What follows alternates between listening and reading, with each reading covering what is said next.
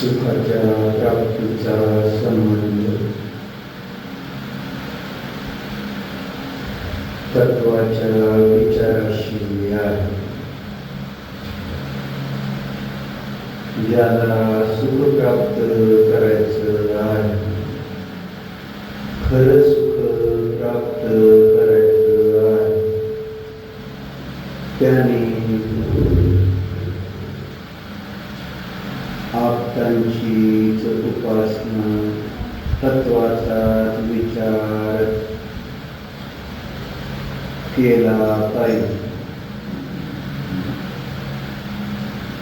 तत्व विचाराशिवाय वस्तूचं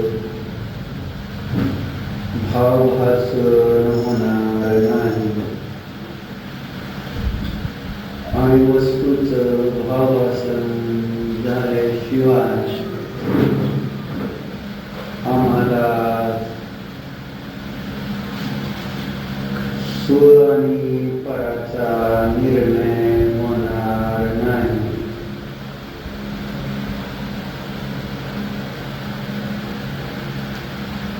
म्हणून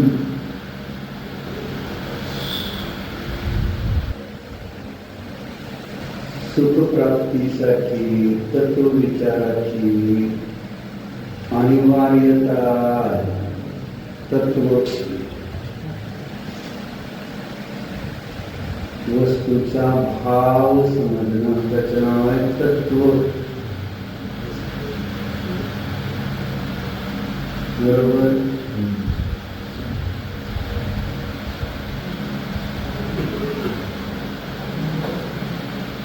मग जो जसा वस्तूचा भाव आहे तसं, जसा भाव आहे तसं समजणं, श्रद्धा करणं महत्वाचं आहे.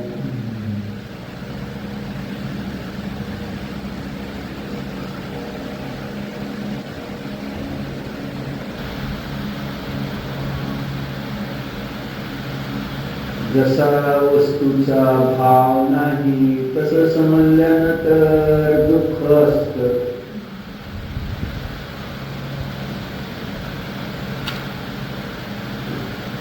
अनादिकाळापासून संसार काय? कारण हेच आहे ना. जसा भाव आहे तसा जो खा त्यो श्रद्धानो असं पुढच्या पाहिजे. तत्वाचं श्रद्धान कसं करायचंय? जसं आहे तसं, तुमच्या आमच्या मर्जीने नव्हे. आम्ही पण भाव समजतो की जीव आहे तर भावमय वस्तू आहे. जीवामध्येच भाव असतात. अजीव वस्तूमध्ये भाव नाहीतच हे आपल्याला समजतं. अजीव वस्तूमध्ये भाव नाही, भावना नाही, जड आहे. भावरहित पदार्थ आहेत ते.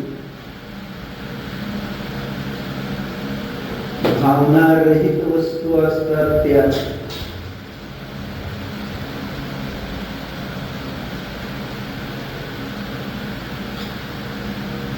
न भावना कोणामध्ये, जीव नामक वस्तूमध्येच भावना आहे, भाव आहे. मग सम्यक्त्व असो नाहीतर मिथ्यात्व असो, भावना राहणारच आहे. स्वभाव आहे, स्वभाव आहे ना. स्वभावाचा नाश कोणी करू शकत नाही. जो वस्तूचा स्वभाव आहे, म्हणून प्रवचन सारख्या 96-95 वाक्यामध्ये द्रव्याचं लक्षण केलं. त्यावेळेस त्या द्रव्याच्या लक्षणामध्ये पहिलं त्या ठिकाणी विशेषण काय दिलं, काल सांगितलं दुपारी. आपला स्वभाव न सोडणे, अपरित्यक्त स्वभाव, अपरित्यक्त. परित्यक्त म्हणजे सोडणे आणि अपरित्यक्त म्हणजे न सोडणे. हा द्रव्याचा मूळ स्वभाव. जो ज्या द्रव्याचा स्वभाव तो त्या द्रव्याद्वारे, त्या पदार्थाद्वारे सोडला न जाणे, हा स्वभाव. म्हणून म्हटलं मिथ्यात्व आहे. म्हणून तिथं जीवाचा जीवपणा संपून जाईल असं होणार नाही, होत नाही. मिथ्यात्व कितीही मिथ्यात्व गाढ असू दे, विपरीतता कितीही काळाची असू दे, आणि त्याच्यातला अनुभाग म्हणजे फलदान शक्ती कितीही तीव्र असू दे, हलाहल विषयासारखी. असं म्हटलं जातीकर्म प्रकृतीमधल्या अनुभागाचं वर्णन करताना हलाहलच आहे ना. नीम, कांजीर, विष आणि हलाहल. फलदान देण्याचं प्रमाण सांगितलं गेलेलं आहे. निंब म्हणजे कडूच आहे, घाती म्हणजे पापच. पाप कर्म प्रकृती ना, तेच आहे का? कडूच आहे काय? ते जरा 2-3 प्रकार आहेत.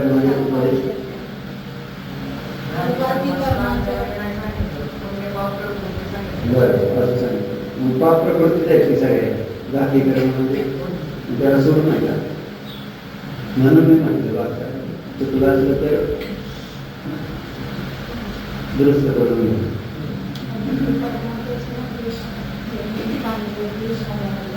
घातीमध्ये का? घातीमध्ये का आहे? लता असती पाषाण शैली म्हणून पाषाण म्हणतो. चुकलं नाही. बरं, हे आहे उदाहरण समजण्यासाठी. फलदान शक्ती कमी जास्त असते कर्मांची. जे अज्ञानाने, असंयमाने आणि मिथ्यात्वाने बांधलेलं कर्म, त्याचं फळ वेगवेगळ्या प्रकारचं असतं. मग मिथ्यात्व जे आहे म्हणजे विपरीत उलटी मान्यता, ती अनादिकाळची जरी असली आणि तीव्रतम फळ देणारी असली तरी म्हणजे त्याचं तीव्रतम फळ कोणतं आहे? निगोज, निगोदशा. म्हणजे ज्यांना आपण जाणत पण नाही, समजत पण नाही जीव, कारण इंद्रिय ज्ञानाने ती प्रतीला येत नाहीत. निगोदिती आणि असे न प्रतीला येणारे जरी असले ते जीव आमच्याद्वारे, इंद्रियांच्याद्वारे तीव्र मिथ्यात्वामुळे तशी अवस्था त्या जीवांना जी प्राप्त झालेली असते. म्हणून त्यांचं जीवत्व नष्ट झालेलं नसतं हे समाज अवस्था कोणती आहे मिथ्यात्वाची आहे म्हणून जीवत्व नष्ट होत नाही. अक्षराच्या अनंताव्या भागा एवढं ज्ञान शिल्लक राहिलं ज्ञानाच्या अपेक्षेने मिथ्या ज्ञान ते पण निगोदी जीवामध्येच आहे. निगोदी जीवामध्ये विशिष्ट काळात ते ज्ञान दिसून येतं. अक्षराचा अनंतवा भाग कल्पना केली जाऊ शकत नाही त्या ज्ञानाची. कारण अक्षराचा अनंतवा भाग म्हणजे कितवा असा ते केवली गम्यच आहे. म्हणजे जसं इथं आपल्याला एखादा आधारी मनुष्य जेव्हा कोम्यात जातो अचानक बेशुद्ध पडतो फिट येते लक्षात येत नाही आपल्याला की ह्याच्या जीव आहे किंवा नाही.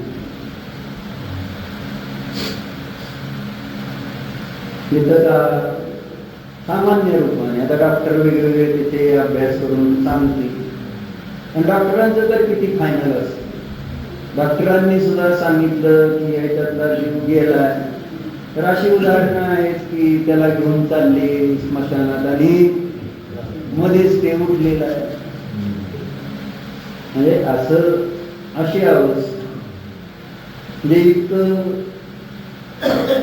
इथं दिसतंय अज्ञान दिसतं आपल्याला तिथं त्याची हालचाल दिसली नाही श्वासोश्वास जाणवला नाही पल्स जाणवले नाही. अशा जे एक स्थूल दशप्राण जे अनव्यावहारिक जी काही लक्षण आहेत ते आपल्याला जाणवले नाही तर आपण त्याच्या जीव नाही असं समजतो. मग निगोदी जीव का असेल अक्षराच्या अनंताव्या भागावे झोपल्यानंतर सुद्धा कळत नाही जर मी आलाय का झालाय.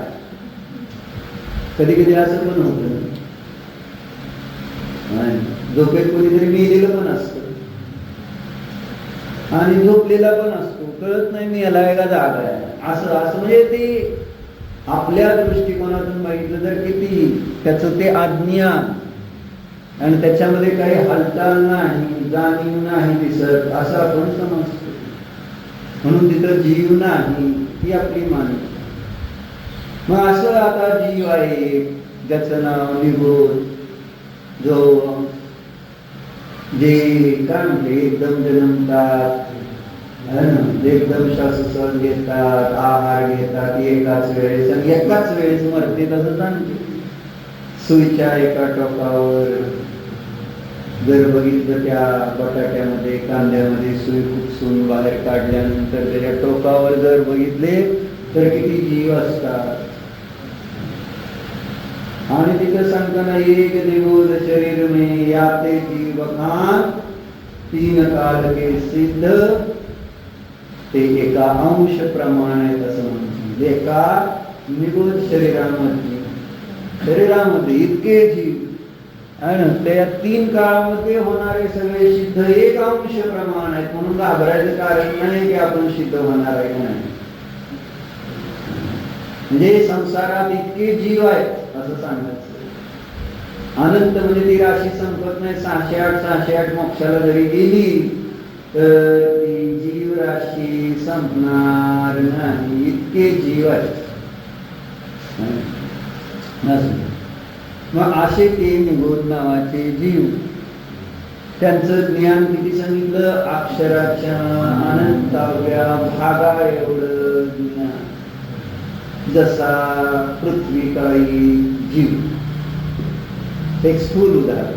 आता ते तर निगोद्यापेक्षा चांगली स्थितीत आलेलं आहे आणि आपल्यापेक्षा चांगलं आहे त्यांचं शरीर. आपल्या शरीरात निगोदी आहे त्यांच्या शरीरात निगोदी नसते. पृथ्वी काय दगड वेळ आता पृथ्वी काय जो दगड आहे त्या दगडामध्ये जीव आहे हे किती आपल्याला एखाद्याला म्हणजे वेळा असेल कळत नसेल थोडंसं अज्ञानी असेल तर त्याला दगड म्हणतो चिडवताना. काय दगड आहेस का म्हणजे आपल्याला म्हटले दगडाला काही ज्ञान नाही असं आपण, कारण पृथ्वी काही जीवाबद्दल अज्ञान आहे म्हणून दगड म्हणजे एक जीव आहे अशी आपल्याला कुठं भाववासना तर होते का, प्रतीती येते का? दगड आहे म्हणजे फिक्स आपण केलेले डोक्यात की त्याच्यामध्ये जीव नाही. पाणी आता गाळल्यामुळं कुठेतरी जीवाचं विकल्प येत, श्वासोश्वासामुळं वाऱ्याला पण जीव मानतो, वनस्पतीला मानतो. आणि अग्निकाळी आता कुठेतरी काहीतरी सिद्ध करायला लागले, अग्नीला वारा दिल्याशिवाय राहत नाही, ऑक्सिजन लागतो अग्नीला, असं ते अग्निकाळी. आता पृथ्वी काही म्हटलं तर कधी आपण खरेदी घरासाठी मार्बल वगैरे करायला गेलो, टाईल्स वगैरे घ्यायला गेलो घरासाठी, आपल्याला विकल्प येतो का आपण जीव? आम्हाला तर नेहमीच सांगते सोनं खरेदी करायला गेलो तर ते काय म्हणायचे, आम्हाला प्रेत म्हणायचे, मृत शरीर नाही म्हणायचे त्याला. आम्हा म्हणले काय सोन्यात ती घातले ना ते मंगळसूत्र, प्रेत प्रेताचं जसं मुंडक्याची माळ घातली नाही असं शास्त्र सांगतो. जे गळ्यात तू घातलेलं आहे ते प्रेत आहे, प्रेत शरीर आहेत ना, पृथ्वी काही जीवाचं ते शरीर आहे, ते म्हणजे प्रेत आहे असं आपल्याला अम्माने खूप वेळा सांगण्याचा प्रयत्न केला, परंतु ते गळ्यात पाकिट घातल्यावर, दागिने घातल्यानंतर मी प्रेताची माळ घालतो. आता किती जणांना भाव असं म्हणतो, असं ते तुम्हाला आरशात बघितलं नाही, असं ते दिसलं पाहिजे. ते मंगळसूत्र म्हणजे कवट्यांची माळ आहे. आणि एकदम आता भीती वाटली पाहिजे बघितलं नाही, अरे हे काय घातले ना, घालू शकता का तुम्ही कवट्याची माळ? माणसाची कवटी असते ना, त्याची माळ घातलेली कुठं होईल, नुसतं कवटी बघितली तरी भीती वाटते. असं व्यवहारात नाही. आणि इथं म्हणजे किती इझिली चाललेलं आहे, तर जीव नाही असं समज. आणि हे तर स्थूल आहे पृथ्वी काही, पण तरी सुद्धा आपल्याला त्याच्यामधलं जीवत्व भासन नाही, म्हणून त्या ठिकाणी त्याच्यामधलं जीवत्व नष्ट झालेलं असं नाही. तुम्हाला समजलं नाही म्हणून काय झालं, मला समजलं नाही म्हणून काय झालं, तिथं त्या ठिकाणी त्या जीवाला पण समजलं नाही म्हणून काय झालं. समजलं नाहीचा अर्थ जीव आहे म्हणून. जसं आपल्यात आणि पृथ्वीकाईमध्ये काय अंतर राहणार नाही जर आपण पण स्वतःला जीव म्हणून ओळखत नसू तर. आपल्यात आणि निगोदीत काय अंतर नसणार नाही, आपण पण जर स्वतःला जीव ओळखत नसू तर. No difference. ते स्वतःला जीव म्हणून ओळखत नाही आणि मी पण स्वतःला जीव म्हणून ओळखत नाही, तर काय फरक काय? अंतर काही नाही तसं. पण तिथं जरी जीवत्वाची प्रतीती नाही, परंतु त्यांच्यामध्ये चेतना असल्यामुळं वेद नाही. पृथ्वी काही जीवांना खोदलं जाताना दुःख होत असेल का नसेल? जर काही जीवांचं त्या ठिकाणी ते काही आपण गाळणं गरम करणं वगैरे जेव्हा केलं जातंय त्यांना दुःख होत असेल का नसेल? वायुकायी जीवांचं पंखा चालू केल्यानंतर आधी अनेक प्रकारे त्यांना दुःख होत असेल का नसेल? कल्पना म्हणजे ना, जीवत्व भाव जर नाही समजला तर मला त्यांचं दुःख कळणार नाही. म्हणून आपला धर्म अहिंसा परमो धर्म उगाच म्हटला जात नाही. प्रत्येक जीवातलं जीवत्व आमच्या धर्मामध्ये पाहिलं जातंय, म्हणूनच आमचा धर्म अहिंसामय आहे. आणि जो त्याचं त्या ठिकाणी श्रद्धा ज्ञान आणि आचरण करतो तोच त्या ठिकाणी अनंत काळासाठी सुखी होतो. स्वतःच पण हिंसा थांबवतो आणि अन्य जीवाची पण हिंसा थांबवतो, म्हणजे दुसऱ्याला दुःख द्यायचं थांबवतो. इतका आमचा धर्म उत्कृष्ट आहे, उत्तम आहे, श्रेष्ठ आहे, परम आहे.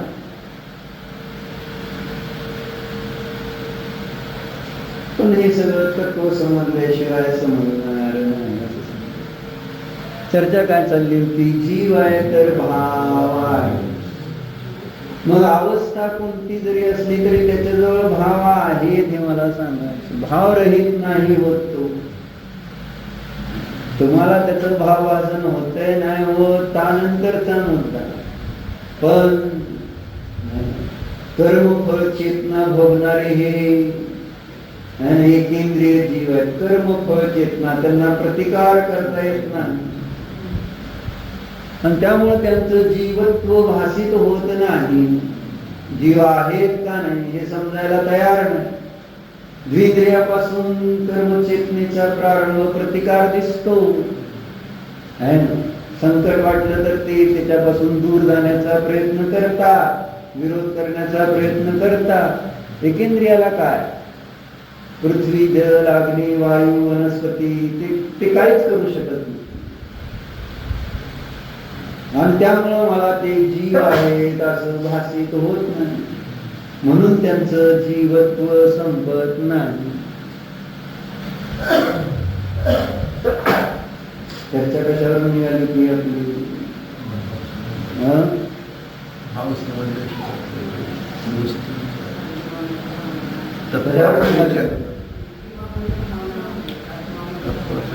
कशासाठी सांगत होते? बरोबर आहे. जीवामध्ये भावना आहे, त्या जीवामध्ये नाही. कोणतीही अवस्था असली जीवाची तरी ती भावना राहणारच आहे. कशासाठी सांगतो तुझी एवढं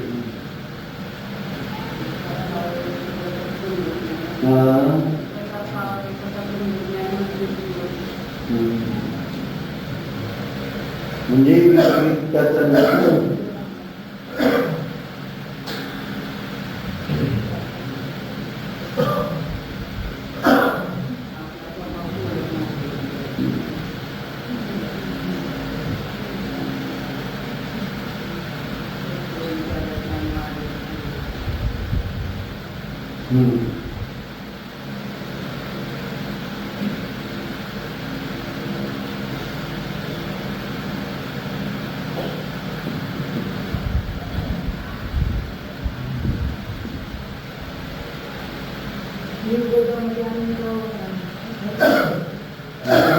मला ते सांगायचं झालं. म्हणजे अवस्था कोणती जरी असली तरी सुद्धा जीवत्व संपत नाही असं सांगत होतो. पण ते कशासाठी सांगत होतो मी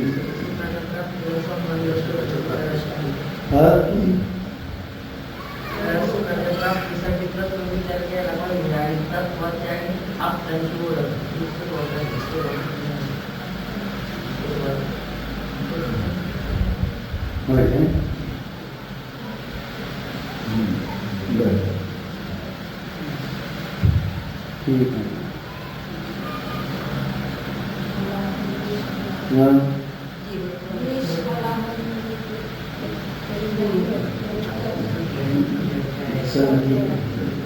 असं चला पुन्हा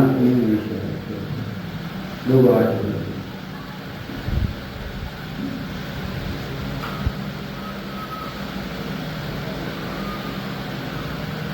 तर सुखाच्या प्राप्तीचा संबंध तत्वाशी आहे. तत्वाच्या विचाराशी आहे. असं चाललं आहे ना. तत्व विचार करावा लागेल. प्रत्येकाला ज्याला सुख पाहिजे त्याला तत्व विचार करावा लागेल. हे सांग. आणि जिथं जीव आहे तिथं भावना आहेत म्हणून त्यासाठी त्याला तत्वाचा विचार करावा लागेल. आजीवाला तत्वाचा विचार करण्याचा विषय येत नाही असा विषय आपला चालला. आजीवाला तत्व विचाराचा विषयच नाही ना. आजीव आहे परंतु जीव आहे. आता तुम्हाला कळतंय का नाही, जी भावना आहेत ना, तुम्हाला वेदना आहे ना, तुम्ही तर सगळं कर्म चेतना अनुभवत आहे, काही ज्ञान चेतना अनुभवत असतील, काही कर्मफळ चेतना अनुभवत असतील. असू द्या, जीव आहे, भावना आहेत, अनुभवत आहे. मग काय, मग आता जर सुखी व्हायचंय तर आचार्य म्हणते तत्वाचा विचार करावा लागेल, दुसरा मार्ग नाही, दुसरा मार्ग नाही.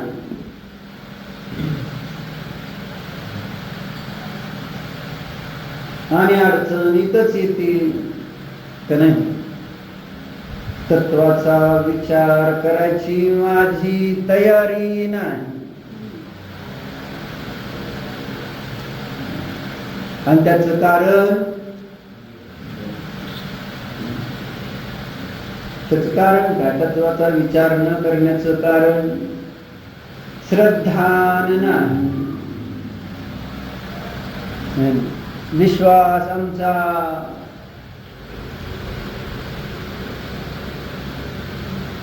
तत्वावर नाही.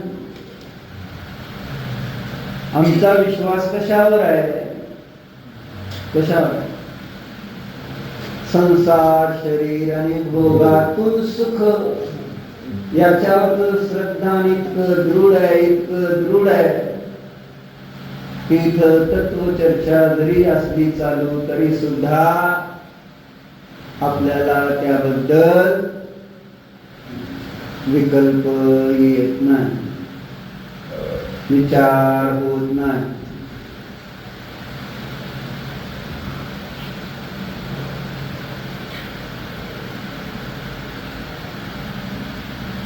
म्हणून इथं माझं आपण वाचलं होतं थोडस, आणि काल आपण ती चर्चा जी केली होती की अरिहंत पर्यंत पोचलो होतो.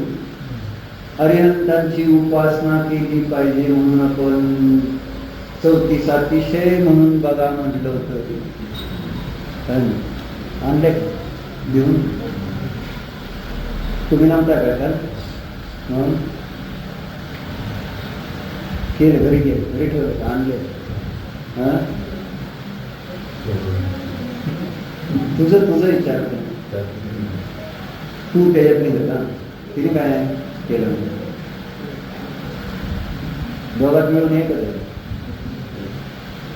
आहे, त्यांनी लिहून दिलं का तुला सोनं? ती म्हणतोय लिहून दिलं मी सोनं, तू लिहिलं नाही का?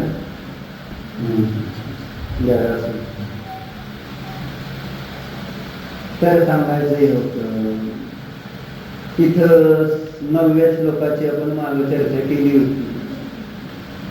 आप्तांची उपासना करण्याची प्रेरणा दिली होती. अरिहंतांची उपासना का केली पाहिजे हे आपण निम्म वाचलं होतं, त्याला पूर्ण वाचलेलं नव्हतं. आप्त उपासना का करावी त्याचं एक लॉजिक दिलेलं आहे. लॉजिक म्हणजे युक्ती दिलेली आहे, का देवाची उपासना करायची. मला माहिती नाही, मी फक्त उपासना करतोय ते केवळ अंधश्रद्धेने, भीतीने असं सांगितलं. कोणीतरी सांगतंय म्हणून मी देवाचं दर्शन घेतोय.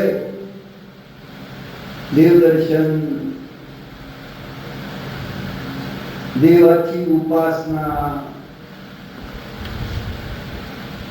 हे माझं कर्तव्य आहे असं बिलकुल नाही.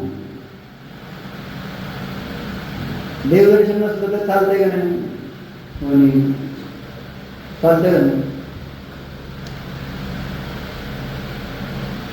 पण दुकानदारी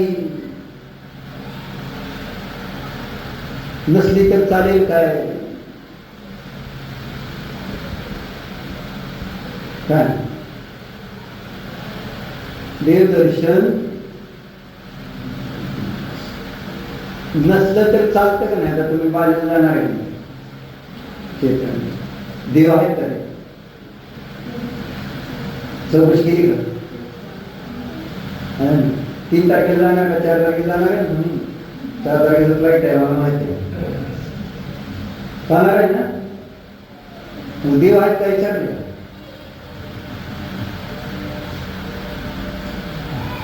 इतकं आहे देव, इतकं तिथं काय बाहेर मंदिर असायचं नसं.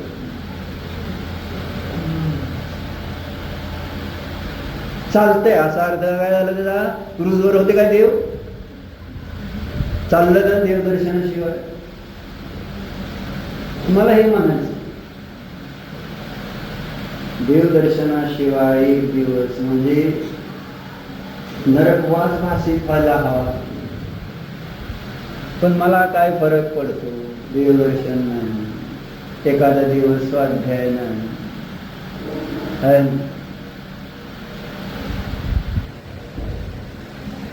काय फरक पडतो? बरोबर आहे.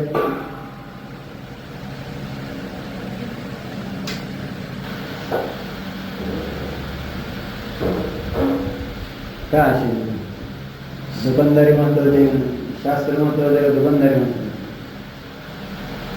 ट्रीटमेंट बुडलं म्हणून काय फरक पडत नाही. कारण तुमची पत्नी म्हटली का मी पाठवते यांना, आणि पत्नी बसली घरी, आता दिसतंय बरं का. आणि प्रीती काय आलं नाही, रविवार आहे तरी दुकानात उघडलं असेल, दुसरं काय करणार तुम्ही इकडे आलं. आणि काय रोजच आपण ऐकतोय दुकान इथं राहणार आहे, बरोबर जाणार नाही, काय जात नाही. यस्यास्ति नायक्यं वपुषापि सार्धं तस्यास्ति किं पुत्र कलत्र मित्रते. असं येते सामायिक पाठवून. पृथक् कृते चर्मणि रोमपूते कूपे कुतहि तिष्ठन्ति शरीरमध्ये. हे संस्कृतमध्ये मुद्दाम सांगितलं. तुमच्या भाषेला तुम्हाला माहिती आहे, तन से जिसका ऐक्य नहीं हो सुतति मित्रों से कैसे चरण दूर होने पर तन से रोम समूह रहे कैसे. तन से जिसका ऐक्य नहीं हो. अर्थच कळते की नाही म्हणजे तत्व म्हणून मला सांगायचं. तत्व भाव काय ते काढतो का निर्जरा निरव निर्जर. मला एक प्रश्न आला बरं का आता ध्यानामध्ये. आपण निरव निर्जर सगळ्याला शब्द माहिती झाला. निरव निर्जरचा अर्थ काय? निरव आणि निर्जर 2 शब्द आहेत. रूपांतर सांगा निरव आणि निर्जरचा अर्थ सांगा. निरव निर्जर. निरव निर्जर कुणाला माहिती नाही मला सांगा. तुम्ही जरा की मास्टर निरव निर्जर बोलले ना, मला वेळ होता आणि तुम्हाला वेळ नाही. निरव निर्जर तर रोजच म्हणताय तुम्ही. प्रेम भाव सोबती ओसे निरव निर्जर काढा लगेच काढलं. अरे निरव निर्जरचा अर्थ काय?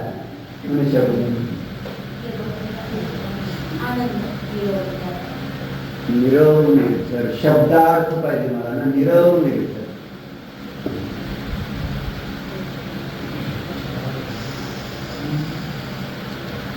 आता या डोकं चालवायला सुरुवात करतील सगळे. इतकं केअरलेस आहे आपण. म्हणलं ना शब्दाचं ज्ञान आपल्याला करून घ्यायचं नाही. भाव आसन करून घेतलं नाही तर मग याचा आनंद, याचं श्रद्धान नथिंग नथिंग नथिंग. म्हणून असं खेद होतो कधी कधी बघितल्यानंतर की कुठे आहेत हे जीव सगळे. काहीच माहिती नाही. अजून काय शब्दाचा वाच्यच पकडला जात नाही. श्रद्धा नाही. होणार कसं? काय तेवढा चांगला धर्म मिळाल्यानंतर काय कळत नाही.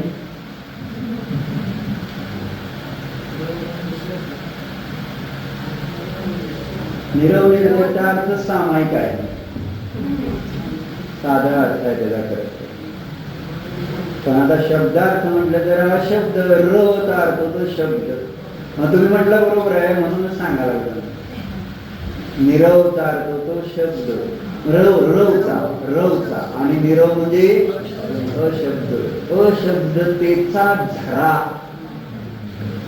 सामायिक हे काय बोलण्याचं, म्हणण्याचं, सांगण्याचं काही कार्य नाही आहे. निरव निर्झर. तुमच्या मला नातवाला नाव आहे निरव, तुम्हाला माहिती आहे सगळं निरव म्हणजे. पण गोंधळ घालतोय सगळं. नाव आहे, नाव निरव पण कार्य मात्र रावणासारखं. रवरव करायचं सारखं. रवरव म्हणजे राव, आवाज. रव शब्दाचा अर्थ होतो आवाज आणि निरव म्हणजे. मग इतकं छान वाटलं, मी थोडं ते निरव निर्झर शब्द म्हटला आणि ध्यान करत बसलो, एक अनुभूती घेत बसलो. निरव म्हणजे अपशब्द रूप असा ज्ञानाचा झरा मध्ये वाहतो. निरव निर्झर असा त्याचा किती सुंदर शब्द आहे ते खरं तर. आणि कधी लक्षच जात नाही, जसं आपलं आहे ना आत्म्याकडे लक्ष जात नाही, स्वतःकडे लक्ष जात नाही, तसं त्या ठिकाणी अशा अनेक गोष्टी आहेत ज्यांच्याकडे माझं लक्ष जायला आणि माझ्याकडे वेळच नाही, अडचण. कारण आपल्याला त्याच्यातलं जे तत्व आहे त्याचं भावभासन नाही. आणि म्हणून मग मला त्याच्याकडे असा काही डोळे उघडून बघायला पाहिजे, ज्ञान नेत्र उघडून बघायला पाहिजे, असं काही दिसत नाही. किती छान शब्द आहे निरव निर्झर. कवीनं तो विचारपूर्वक लिहिलेला निरव. आता किती छान वाटतंय तुम्हाला बघा. आणि तुम्हाला प्रत्येक निरव म्हटलं की अशब्द, शब्द रहित अशी निरव शांती म्हणतो आपण. कसलाच आवाज ते आहे ध्यान. ध्यानामध्ये अंतर्जल पण आहे, त्याचं नाव आहे सामायिक. शब्द रहित असा एक सुंदर घरा 32 श्लोकामध्ये शब्द रूपाने रचला आहे, तरी तो अशब्द रूप आहे. असा अनेकांत शब्द आहेत तरी सुद्धा अशब्द. 32 श्लोक शब्दच आहेत पण तरी ते शब्द शब्द नाही असं सांगायचं. कारण शब्दाकडे नेणारे शब्द अशब्द म्हटले जातात. चर्चा काय चालली ती आपली, काय चालली? आवश्यकता किती आहे मला, उपासना करण्याची गरज किती वाटते,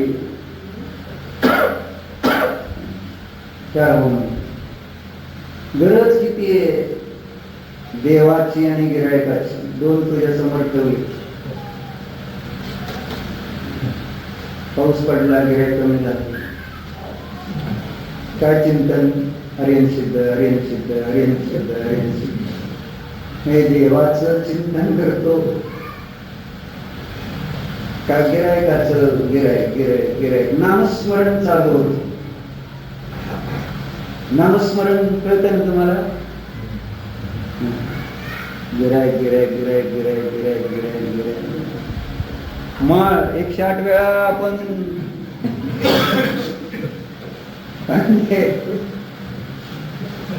नमोकार म्हणतो 108 म्हणताना ते कंटाळ येतो. पण इथं पाऊस पडल्यानंतर जेव्हा गिरायक नसतं ना, काय बघा दुकानदार काय करते, 108 का 1008 जरी झाले तरी कंटाळत नाही. गिरायक गिरायक गिरायक काहीच चाललंय असं. बरोबर आहे. म्हणून शास्त्राला यायला मिळत नाही हा काही प्रॉब्लेम नाही आहे, यायचं नाही. गिरायक गिरायक गिरायक पैसे आणि तुम्ही दुःखी होता, त्याला येता येत नाही का? पण हे आपण सगळे म्हटलं ना, आपल्या मनाच्या काहीतरी कल्पना करणार, त्याला हे करायचं तर हे पण दुकानच आहे की हे बंद झालेलं चालतं का तुम्हाला? बाहेरच्या दुकानाची काय झालं तर बंद करत नाही पडलं पाहिजे. कसलंही कोणतंही मोठंही संकट आलं पाहिजे, ते चाललं पाहिजे. आणि हे म्हणून म्हटलं उपासना कोणाची? गरजच नाही ना मला याची उपासना याची करायची गरज असली तर हीच केलं असतं, त्याची गरज आहे असं आपण समजून बसलो. जेव्हा ही गरज नाही, एक लाट ऐकला तरी तिथं त्या ठिकाणी तुमचं आयुष्य निघून जाईल व्याजावर. न ऐकता सुद्धा असं व्याजावर. बरोबर आहे. पण तीच उपासना, तीच उपासना. म्हणून आचार्य इथे आयुर्वृद्धी क्षयत्कर्ष हेतून कालस्य निर्भय वांछितां धनिनां इष्टं जीवितात् सुतरां. म्हणले आयुष्य संपतंय त्या पैशाच्या मागे लागल्यानंतर आयुष्य संपतंय. पण त्याची काय काळजी करायचं कारण नाही. जे आयुष्य सगळ्यात जास्त प्रिय आहे डॉक्टर साहेब, तुम्हाला तर चांगली अनुभूती आहे कारण तुमच्याकडे पेशंट येते, त्यांना जगायचं असतं, मरायचं नसतं, मरणार सन्न पेशंटला सुद्धा. पण त्याच्यावर मग मी काय शिकलो? मला पैसे आले, बाद झाले. शास्त्र स्वाध्याय झाला नाही झाला हा काय, that is not important and urgent. जगायचं. मग उपासना कशाची करायची, कुणाची केली पाहिजे? खरं तर इतकं श्रद्धा दृढ केलं पाहिजे.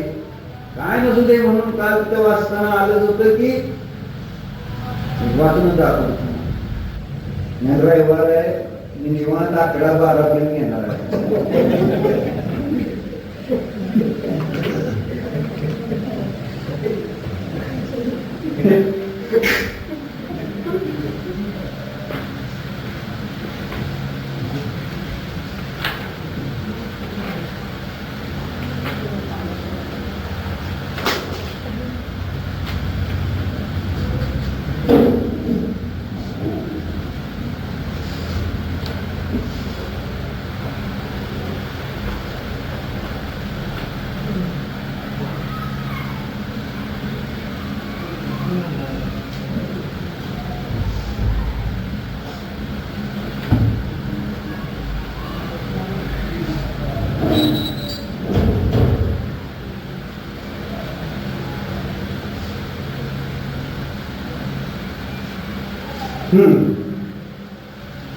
आत्मरक्षा के पौरुष की महनीयता.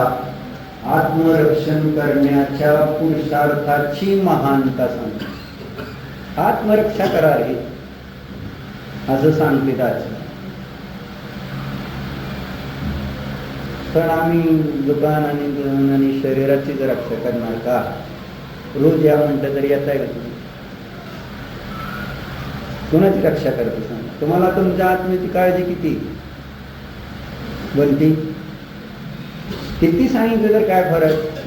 काय नाही, मला स्वतः करतो ना, मला काय जायला पाहिजे असं शास्त्राला नियम म्हणतात. मला येते सगळं, मला कळते सगळं. हो, मग रोज आलं नसतं, वर्ष झालं. रविवार म्हणजे रविवार, अजून चांगला रविवार आला तर म्हटलंय कोणा काय बोलायला नाही येते ते सगळं सांगतं. एवढंच बघायचं, काय करायचं फरक काय बघ. शांती आपल्याला, मला शांती हवी आहे, विकल्प नको. मी काय म्हणजे इथं भैया आत्मरक्षा से बढ़कर और पुरुषार्थ क्या हो सकता? आत्मरक्षणाशिवाय. आणि नंतर कशासाठी चाललंय? मरताना डॉक्टरकडे जायचं प्रेम, माझं वाचवा जीव वाचवा जीव वाचवा म्हणूनच जाता येईल शेवटी का? आणि शेवटी जे मिळवणार आहे ते डॉक्टरला देऊन जाणार आहे. तुम्ही लक्षात घाला. कोणाला देणार आहे? आबदून जे मिळवलं जाणार आहे ना, त्याच्यामुळे संदेश करून मानसिकता बिघडून सगळं पैसे डॉक्टरला देणार. तुम्ही लाखोन देणार, लाखोन, थोडे नाही. किती देणार बघा तुम्ही. नाही दिले तर अडचणी येणार ना, कारण आत्मरक्षणासाठी नाही ना काय केलं. आणि शरीर रक्षणासाठी पण करत नाही. यार व्यायाम करतोय का? धनरक्षण, ओनली धनरक्षण, ओनली धनरक्षण, बस. काय नाही.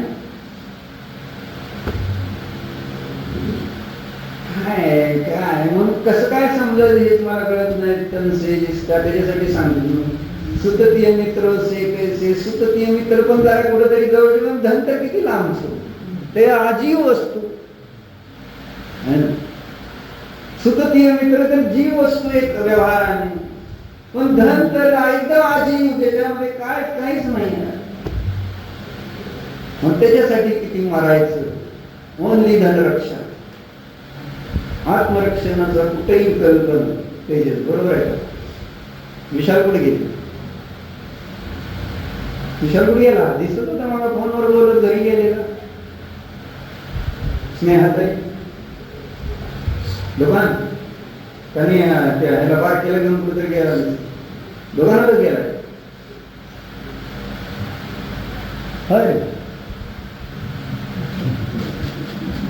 अरे तसे मी काय म्हणणार ना, सांग नाही, मला काय प्रॉब्लेम नाही. आता कोणी कुठं जाऊ दे, कुठं मी म्हटलं ना, मी आता जरा ध्यान करून आलो म्हणून मला असं काय लय विकल्प नाही का, शांती. ठीक आहे, ठरवलंय म्हणून थोडं तत्व सांगितल्यासारखं वाटतंय का तुम्हाला? 2-3 दिवसात गप्पा गोष्टी करण्याने तत्व सांगितल्यासारखं वाटतंय, फरक पडतो असं थोडं.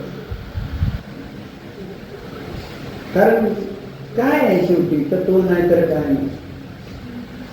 भैया आत्मरक्षा से बढ़कर और आत्म पुरुषार्थ क्या हो सकता है? हम अन्य पदार्थों की रक्षा की तो धुन बनाए और आप पर करुणा करे तो क्या यह कोई विवेक की बात है?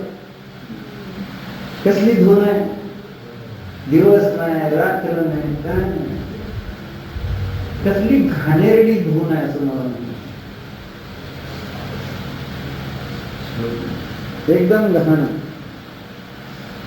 अन्य पदार्थों की रक्षा की धुन नीरव. नाम नीरव है.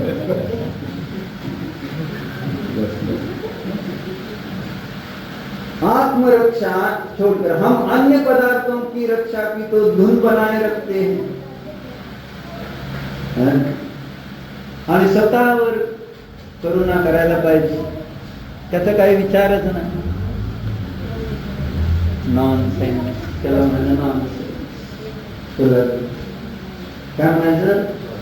नॉनसेन्स.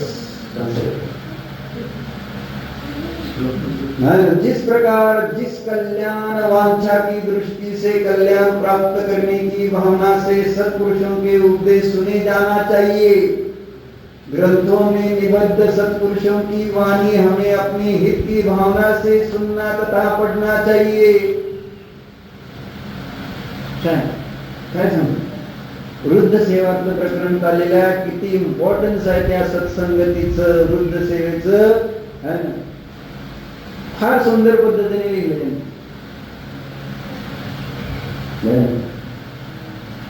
तुम्ही मला म्हटलं ना, मला एका श्लोकाला 1 लाख रुपये मिळालेले होते, ज्ञानार नव्हतं. तुम्ही परत कधीच विचारलं नाही. हा याला उडत लाख रुपये कोण परत? मी म्हटलं जी लाख रुपये दिली त्याला सांगणार, आणि कोणीच लाख रुपये दिले नाही परत मला. कोण आलं मला लाख रुपये? बाबा लाख नाही, 2 घ्या, 5 घ्या, 10 घ्या, 50 घ्या, पण मला तेवढा श्लोक सांगा. अरे जाऊ दे, काय नडलंय त्या श्लोकाशी, त्याला काय माझं नाही. तुम्हाला ती संजीवनी बुटी देणार होतो, ज्यामुळे तुमचं त्या ठिकाणी संसार, दुःख, मरण आणि सगळी संकट संपणार होती. असे श्लोक आहेत. पण तुम्हाला काय प्रयोजन केलं? मला ते श्लोक चांगला लक्षात राहिलेला आहे, आणि ज्यांनी दिलंय त्याला पण लक्षात असतं. बरोबर आहे. कारण पैसे म्हणताना ते दिले, आवडती प्रिय गोष्ट, सहज जसं राजा एक आहे ना, ते आता वाचत व्रतकथा सगळ्या तिथं मागे होत्या. मग प्रत्येक वेळेस तिथं तो एक माळी त्या वनामधनं येणार, राजा समोर राजाला सांगणार, अशा महाराजांचा संघ आलाय, महाराज आले की राजा त्या ठिकाणी खुश होऊन सगळ्या अंगावर त्याला देऊन टाकणार. आणि एवढंच न करता तिकडच्या दिशेने 7 पावलं चालून अष्टांग नमस्कार करून गावामध्ये त्या ठिकाणी गंगे भेटून स्वतःच्या परिवारासहित सगळ्या गावाला घेऊन जातात त्या महाराजांच्या दर्शनात. आणि महाराजांजवळ बसून मग त्या ऐकतो सगळे गोष्टी, प्रश्न विचारतो. मला हे वैभव का प्राप्त झालं, माझे पूर्वभाव सांगा, मग ते सगळं काय सांगतात. पूर्वी किती घाणेरड परिणाम केले होते, त्याच्यातनं तू कोणतं व्रत, मग ते व्रत जे केलं त्याचं फळ म्हणून आज तुला ही अवस्था प्राप्त झाली. आणि परत मग ते राजा राणी आता आम्हाला अजून एक नवीन व्रत सांगा. आणि अशी ते अनेक प्रकारची व्रत सांगितली. रविवार व्रत असो, षोडश कारण, अनंत व्रत, हे जे केली जातात त्याच्यामध्ये मग नाही चर्चा 3. चर्चा राजाने घेऊन टाकली. कळलं? आणि आम्ही तुम्हाला पैसे तर नाही, वेळ मागतोय, पण टाइम इज मनी. बरोबर, पैसे मागितले तरी चालत नाही आणि वेळ मागितला तरी नाही माझ्याकडे, कारण दोन्ही पैसे. कारण टाइमला सुद्धा मी मनीच जोडलेला आहे ना. टाइम इज मनी ना.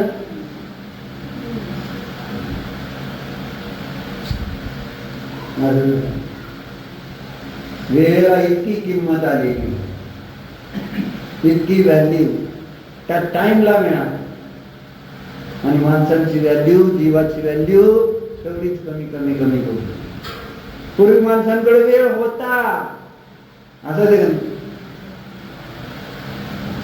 अजूनही थोडस जर गावाकडे गेलं, शेताकडे गेलं तर तिथली माणसं आपलं पाणी सोडलं पाटानं, की आपलं पाटा नाही ड्रिपनं, मोटर चालू गेली ड्रिपनं पडते, निवांत बसते गप्पा. ते सामान्य शेतकऱ्याला वेळ आहे. तुम्हाला किती श्रीमंत आहे तुम्ही, बंटी, वेळ नाही. बरोबर आहे डॉक्टर, वेळ नाही. सांगायचं तात्पर्य, जिस प्रकार कल्याणवांछा की दृष्टि से कल्याण प्राप्त करने की भावना से सत्पुरुषों के उपदेश सुने जाना चाहिए, ग्रंथों में निबद्ध सत्पुरुषों की वाणी हमें अपने हित की भावना से सुनना तथा पढ़ना चाहिए. कसं ऐकलं पाहिजे, वाचलं कसं पाहिजे, माझं ह्याच्यातच कल्याण. पुढे बाबू कसं ऐकायचंय, कसं वाचायचं, याच्यातच माझं कल्याण. हे कुठेतरी म्हणलं तुम्ही जीव आहे म्हणून सांगायचंय. मी थोडंच फोन लावून ऐकला सांगतो, जीव आहे तुमच्यामध्ये म्हणून सांगायची वेळ आहे. कसं वाचावं, कसं ऐकावं, माझं कल्याण यामध्ये ह्या भावनेनं ऐकावं, वाचावं असं सांगतो. आज मी 34 दिवशी विचारणार आहे का, तुम्ही काळजी करून नियम दिलेला होता. नियमाचं किती जणांनी पालन केलेलं माहिती नाही. अजितनं पण बहुतेक सपनाकडे दिलंय काय देऊन है ना. आता गिरजने दिल्या म्हटलं तू पण दिलंच असेल बहुतेक सपनाकडे दिलंय ना अजितनं देऊन. नाही मग अजित नव्हता काय काल तू. म्हणजे ते ध्यानाला बसल्यानंतर का नाही, तिकडचे एमपीचे लोक आहेत का नाही त्या साईडचे, त्यांना मौनचा नियम दिला ना तर त्यांना कळत नाही आपलं मौन म्हणजे बोलायचं नाही, हळू बोलते हळू. त्याचं नाव मौन असं त्यांच्याकडे. तसं तुम्हाला पण, तुम्ही पण त्या साईडचेच ना प्रामाणिक. नियम दिला म्हणजे काय करायचं नाही असं त्याचा अर्थ झाला तुमच्यासाठी. काय तेजस नियम दिला नाही, घेतलाच नाही आम्ही, आमचा काय संबंध नाही, आम्हाला वृत्ती आहे. पण चैतन्य दिले बहुतेक आहे, मोबाईलवरनं काढून दिला असेल, बरोबर आहे का. पण केलं त्यांनी, कारण त्याला मोक्षाला जायचंय, कल्याण करायचंय आत्म्याचं नाव म्हणून चैतन्य ठेवलं गेलं. मग काय म्हणते बघा, कसं वाचावं कसं ऐकावं दिलं नाही. ग्रंथों के में निबद्ध सत्पुरुषों की वाणी हमें अपने हित की भावना से सुनना तथा पढ़ना चाहिए. हम अपने अंदर के रास्ते को खोल तो दे, उस वाणी को अपने अंदर प्रवेश करने के लिए उघडायला पाहिजे ना दार. पाहुणा आला दारात मन वाजवतोय दार उघडतो, या की आता दरवाजा तर उघडा, या दरवाजा पण ठेवून या म्हणजे नंतर काय आलं. सिस्टीम ही आहे धर्म. दरवाजा बंदच. मुक्तिद्वार परिदृढ महामोह मुद्रा कवाट. मुक्ती रूपी द्वार कसं कशाच्या द्वारे बंद आहे, आणि महामोह रूपी है ना दरवाजाने बंद केलेलं आहे मुक्तीचं द्वार. बंद आहे. आणि या की देवाला या, गुरूंना या, धर्माला या, कसं यायचं? दार तर उघडा हे सांगायचं. दार बंद करून तुम्ही जर किती बोलवलं तर ते प्रवेश करणार कसं? प्रवेश उघडा, दरवाजे उघडा, सकाळ तर ते सूर्याचे किरण सुद्धा सकाळी सांगतील. तुमच्या दारावर टकटक करते, पण तुमचं दार बंद असेल, कारण तुम्ही उठलाच 10ला, तर ते सूर्याचे किरण कसे येणार? वाजवून जाते, आलोय मी, उघडदार. पण आमची दार बंद आहेत सकाळी. अडचण ही किती वाजता उघडतं दार? आणि मग सूर्य पुढे गेल्यावर तुम्ही दार उघडलं आणि मग बोलवलं या या आत या आत. तशी पर्याय निघून गेली. आम्ही त्या ठिकाणी ते गती अन्य कोणत्या तरी ह्याच्यात गेलो, मग काय तिथं या म्हणलं कुठून येणार? गेला पुढे तो चान्स संपलेला आहे. संधी गेली आहे आंधळ्याप्रमाणे. दरवाजा एकदा सुटला की परत फुल राऊंड मारायचं त्या किल्ल्याला. एकच दरवाजा आत जायला, फुल राऊंड मारायचा. आता परत काय काळजी करायची नाही. मला नेहमी असं वाटतं की असं कसं काय तिथं आल्यावर का खाजवत?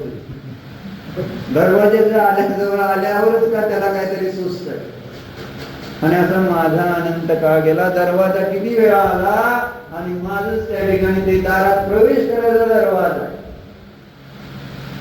नुसता असं ढकलला की आत जाणार होतो, पण आणि पुढे चाललाय तसं थांबायचं नाही, चालायचं आणि पुढे हात लावायचा. कुठे आहे दरवाजा, कुठे आहे? आणि असं करत करत करत करत किती परावर्तन काय नाही. म्हणून अशी उदाहरणं जी आचार्यांनी दिली ती त्याच्यातनं कुठेतरी भाव वाचन करण्यासाठी त्या आंधळ्यासाठी मला पाहायला पाहिजे. मी माझा दरवाजा प्रत्येक वेळेस चुकला. जैन धर्म मिळाला, खरे देवशास्त्र गुरु मिळाले, आणि मी त्या ठिकाणी काय करत बसलो? रक्षा. कोणाची रक्षा? काय बघा, हे क्रोध, मान, माया, लोभ, तृष्णा आदि के पत्थर जो अटक रखते हैं, उन पत्थरों को हटाकर रास्ता साफ तो करो. दगडे रस्त्यात जर जसं आपण निघाला तर तिथं पलीकडनं जाता येते ते. ह्या दुसरा रस्ता आहे का ना आपल्याला, इथनं जाता येते का? तिथनं नितीन भाईच्या तिथल्या गेट मधनं नाही जाता येत का? ती सांगते कोणते दगड आहेत? क्रोध, मान, माया, लोभ, मोह, राग, ही दगड हे जरा बाजूला तर करा. बरोबर. अटक रखी उन पत्थरों को हटाकर रास्ता साफ तो कर ले. लोक में तो जो किसी को विषय कशाओं में लगा दे उसे मित्र कहते. मित्र कोणाला म्हणायचं? जो आम्हाला विषय आणि कशामध्ये लावतो तो माझा मित्र का?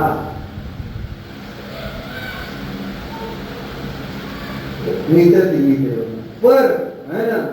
लोक में तो जो किसी को विषय कशाओं में लगा दे तो उसे मित्र कहते हैं, पर मित्र वास्तव में वह है जो विषय कशाओं से दूर करे. खरा मित्र कोण? चेतन तुला खरा मित्र ओळखला नाही आहे.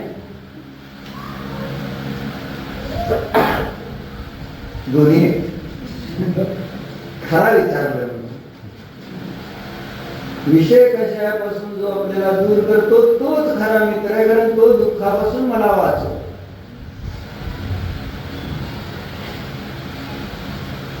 जैसे माता अपने बच्चे का मुंह फाड़ कर रोगनाशक औषधि देती है, ऐसा ही कदाचित कुछ बात कष्टकर भी मालूम पड़े, पर विषय कषायों से हटाने वाले उपदेश ज्ञानी संत पुरुषों के होते हैं.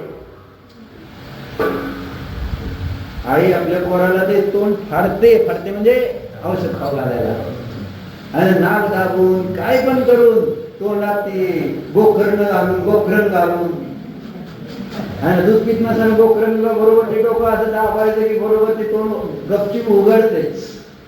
म्हणजे बघितलंय मी तो प्रकार, गोखरण आणि दूध पाजायची पद्धत. आता काय बाटली पूर्वी गोखरण आणि पाजलं जातं, बरोबर आहे ना. मग ती पोरं दूध कमी पित बाटलीनं, पण गोखरण आणि ती आई बराबर वाटीभर दूध त्याला पाजायचंच. त्याच्यामुळे पूर्वीचे लोक दष्टपुष्ट अनिल कथा, बरोबर आहे का. गोखरण आणि दूध केलंय तुम्ही म्हणून चांदीच्या का सोन्याच्या पाजला तर म्हणून नाही, चांदीचं असतं बहुतेक गोखरण आणि रबरचं बाटली घी, त्याने पिणाऱ्याला दूध काय होणार, त्याचं शरीर कसं होतं.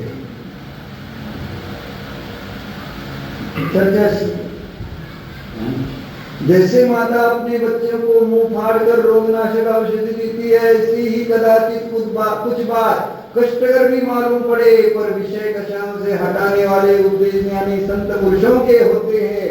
वे संत जन ही है अपने सही मित्र, जो विपदा से बचाए उसे मित्र कहते हैं.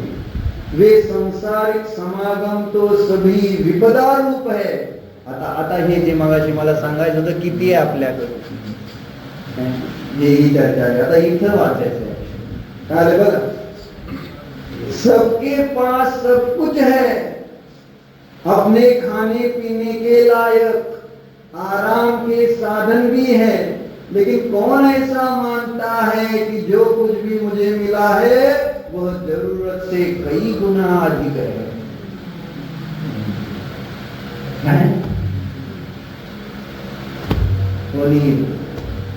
कौन ऐसा मानता है कि जे मला मिळाले ते गरजेपेक्षा कितीतरी अधिक आहे, पण मी हमालीच करणार. कारण नशिबात हमालीच करायचं असेल, आणि गरीब असल्यावर कोण हमाली करतो मला सांग. गाडी भरायचं असो काय, लगा तू राजा म्हणजे विशालता पोरा, पण काम करायचं, कष्ट करायचं, करते माणूस. आणि तुला केवढा मोठा म्हणजे तुला ती किती कोटी रुपयाचं तुला सांगू का, तुलाही माहिती आहे. काय करतो धर्म करायला निवांत जेवढं होईल गिरायक, बाकी मस्त 2-4 माणसं कामाला ठेवून आनंदाने धर्म करत राहणे, शांती समाधान भोग मस्त राहायचं. पुण्य हवे नशिबाला, भोगायला पण पुण्य पाहिजे, धर्म करायला पण पुण्य पाहिजे, पण कष्ट आधी काय.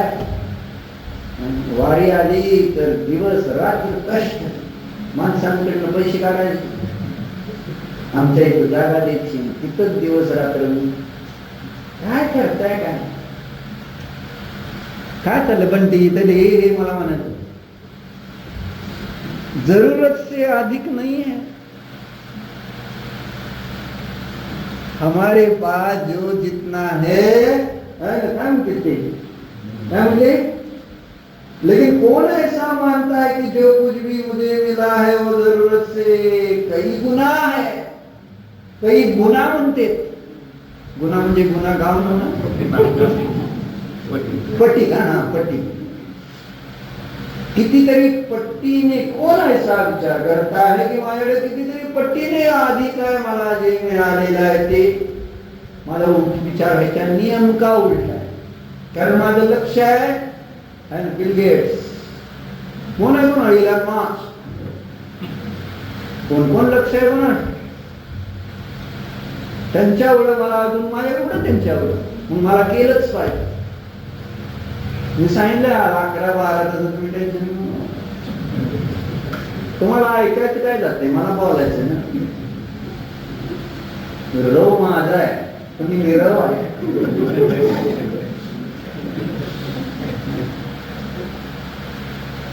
समजून तर घ्या. जरूरत से म्हणजे असा विचारच मी करत नाही. जर असा विचार केला तर रोज शास्त्राला येणार नाही पण ते आपण आत्मरक्षणासाठी, खल निग्रहणासाठी, कशांचा निग्रह करायला आणि आत्म्याचं रक्षण करायला नको नको. आम्ही तिकडे गेलो कोकणात ते सावंतवाडीला आणि मग तिथं खेळणी घ्यायला गेलो लाकडी एका दुकानात. मग त्यांनी अनेक प्रकारची खेळणी दाखवत होती. एक महिला होती. मग आम्ही जे आवडलं ते 2-3 गोष्टी घेतल्या होत्या आणि ते अजून असे दाखवत. हे नको अशी विचारायची ती, हे नको. मग ती आमच्या जवळ तुमचा दोस्त अभिजित होता, तुम्ही सारखंच नको नको म्हणताय म्हणून आम्हाला नको हे नको असं विचारायची पद्धत. नको म्हणजे हे घ्या असं तुम्हाला कळलं. हे नको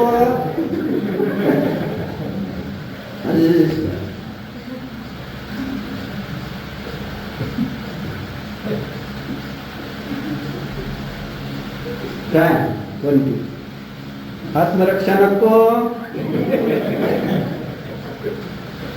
कृष्णाचा नको तर राहिलं.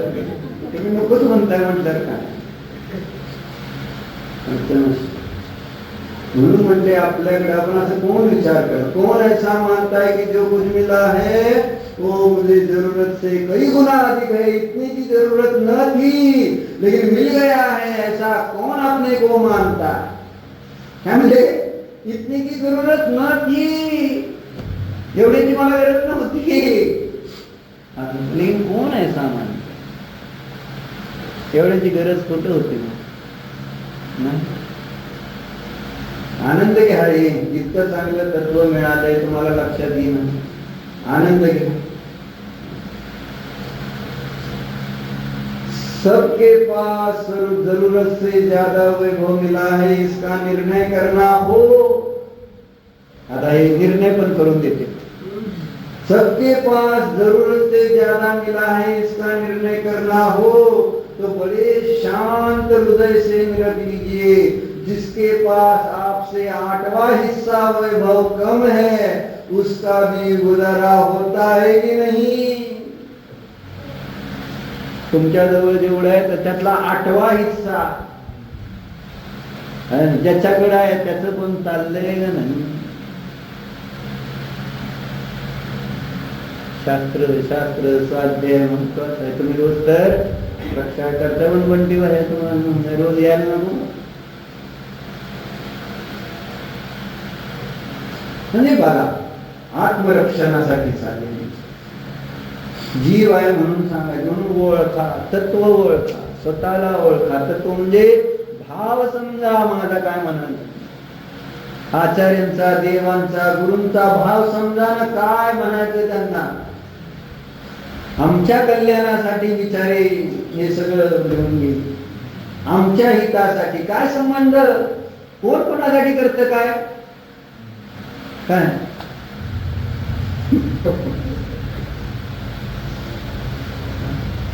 कोण कोणासाठी काय करत.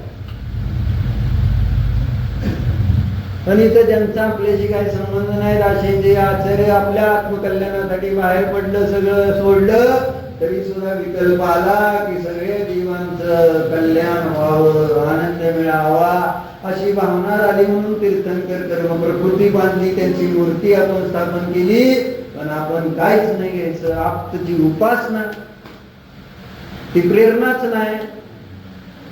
उपासना कोणाची करायची, का करायची. तत्व जर त्या ठिकाणी समजून नाही, तत्व विचार केल्याशिवाय तुम्हाला आप्त उपासना पण करू वाटणार आणि आप्त उपासना केल्याशिवाय तत्वाचा विचार पण होणार.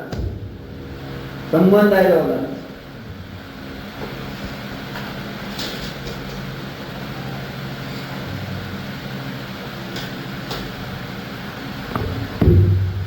म्हणून आता चर्चा कुठं आली, तत्वाचा विचार म्हणून शीर्षक वाचतो तुम्हाला. आप्त आप्त कोणाला म्हणायचं, आर्यंत भगवंतांना आप्त म्हणतात. आणि त्या अरिहंत भगवंतांची उपासना करण्याची प्रेरणा गुणभद्राचार्य आम्हाला देत आहेत. सुरुवातीला देत आहेत ते आप्ताची अरिहंतांची तुम्ही उपासना कराच. कशासाठी ते सांगते बघा. सभी जी विशेष सुखी प्राप्ती के लिए धर्म को अंगीकार करते. धर्म करण्याचं कारण मला सामान्य सुख तर आहेत, मला विशेष सुख करायचं. ऐसा विचार कर यथार्थ उपदेश जाता आप्त का आश्रय करना चाहिए, क्योंकि सुख की प्राप्ति का मूल कारण आप्त है. यह बात आगामी छंद में सुखाचं मूळ कारण देव आहे. देव कोणी समजतं?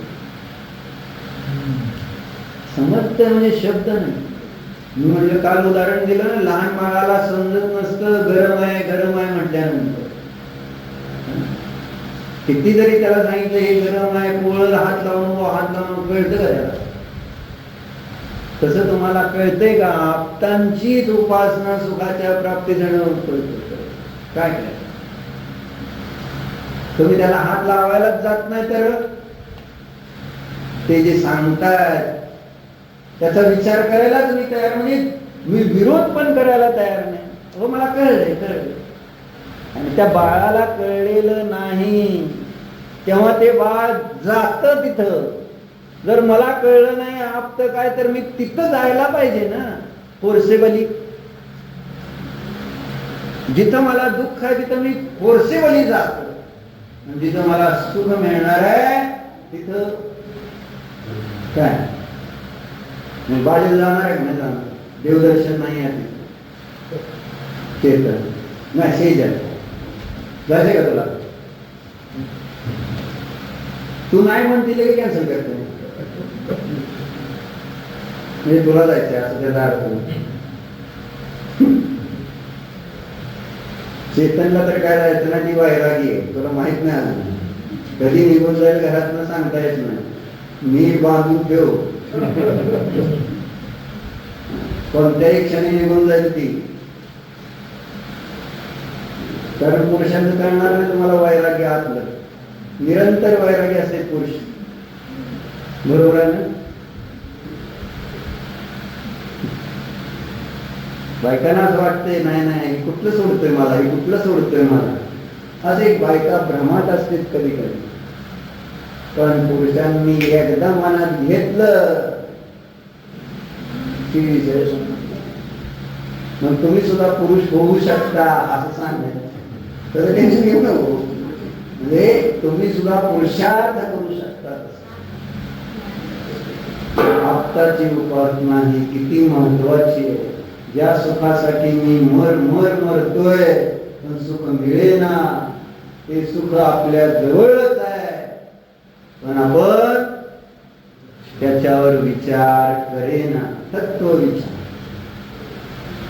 अरिहंतांची महिमा. म्हणून म्हटलं ना बाहेर न तर यावी. आणि त्यासाठी काय सांगितलं होतं? 34 अतिशयावर विचार करा. कोणी लिहून आणली? कोणी कोणाला सांगितलं? 3 गोष्टी सांगितल्या ना, वाचायचं, लिहायचं आणि दुसऱ्यांना एकाला कोणाला तरी सांगायचं. असे 3 नियम दिले होते. तर आज वाचा, गिरीश वाच. 34 अतिशय कोणते? म्हणजे सगळ्याला सांगितल्यासारखं होईल तुझ्याकडनं, तुझा नियम पूर्ण होईल. 34 अतिशय कोणाचे? अरिहंतांचे. जन्माच्या वेळेस 10 चमत्कार. अतिशय म्हणजे चमत्कार. चमत्काराला मी नमस्कार करतो. याच्यावेळेस 34 चमत्कार आहे. मग तिथं नमस्कार सहज झाला पाहिजे असं म्हणून. कसलं भारी आहे. तुम्हाला श्रद्धान बसवलं पाहिजे म्हणून वाचायचं. जन्माचे 10, मलमूत्र रहित शरीर, पसीना रहित शरीर. ऐकून घ्या नुसतं एक खरं कल्पना. मलमूत्र रहित शरीर म्हटल्यानंतर तुम्ही विचार करा, जेव्हा मला नैसर्गिक बाधा येते त्यावेळेस किती त्रास होतो. जसं आता कोणाला नैसर्गिक बाधा आली असेल मी शास्त्र सोडणार. माणसाची अडचण तुम्ही ते है ना, ते प्रथमाने बघितलंय ना, कोणता कहो ना, त्याच्यामध्ये त्या पोलीस स्टेशनला ते दोघं जण पळून आलेले तक्रार करायला असते, तर त्या एका कॉन्स्टेबलला नैसर्गिक बाधा आलेली असते आणि मग तिथं त्याची ती अडचण दाखवलेली. एकदा ती सिच्युएशन बघून घे, नैसर्गिक बाधाचा किती प्रॉब्लेम असतो आणि त्यांना नैसर्गिक बाधा नाही, तुम्हाला कळत नाही. असलं हे अतिशय आचार्य सांगते, कारण तुमच्या आमच्या जीवांना ही समजणार आहे आणि त्याच्यावर त्यांची महिमा येऊ दे की त्यांना काय नाही मल आणि मूत्र नाही. महत्वाचं आहे की गोष्टी म्हणून वाचून घ्या, नुसतं विस्तार करत नाही तुम्ही, त्याच्यावर प्रत्येकाने विचार करा. हे तत्व आहे, मलमूत्र रहित शरीर हे तत्व आहे आणि त्या तत्वाचा विचार करा, ही एक तत्व आहे. हे सांगायचं वाचून काढ, परत उशीर होतो 10:30. मलमूत्र रहित शरीर, पसीना रहित शरीर, सुगंधमय शरीर, मधुर वचन, वज्र वृषभ नाराचे सहनन, 1008 लक्षण, अतिशय सुंदर रूप, श्वेत रुधिर, चतुरस्त्र संस्थान, अतुल बल. हे 10 जन्माचे अतिशय. एक एक अतिशयावर थोडा आपण विचार करू, नंतर आज वाचा, उशीर होतोय ना. केवळ ज्ञानाचे 10. केवळ ज्ञानाचे 10 अतिशय, जन्मताच 10 चमत्कार. आता त्यांना सगळं सर्वज्ञ होते जेव्हा, तेव्हा 10 चमत्कार होते. अजून खरे इतर कसलं चमत्कार असेल, विचार केला ना जरा थोडासा, तरी असं गदगद होऊन जाईल. हा, चारी दिशाला 100 योजन सुदीक्ष. बघा विचार करा. आकाश गमन, हिंसेचा अभाव, उपसर्ग नाही, कवलाहार नाही, चारी दिशेला मुख दिसते, सर्व विद्यांचे ईश्वरपणा, शरीराची सावली पडत नाही, नखे आणि केस वाढत नाही, पापणी लवत नाही. हे 10 केवळ ज्ञानाचे. आता देव जे आहेत त्यांच्या निमित्तात जे 14 अतिशय होतात ते सांगते. देव काय करते चमत्कार हरिहंतांच्या निमित्तात. मागवी भाषा, संपूर्ण जीवावर मैत्री भाव, सर्व ऋतूंमध्ये फळे फुले येणे वृक्षांना, दिशांची निर्मलता, मंद मंद सुगंधित वायू वाहते, कंटकरहित भूमी, बरोबर, कंटकरहित निष्कंटक. गंधोदक वृष्टी, भगवानांच्या 2 पायांखाली 250 सुवर्ण कमलांची रचना, आकाशांची निर्मलता, 225 आकाशात निर्मलता, देवांचा जय जयकार,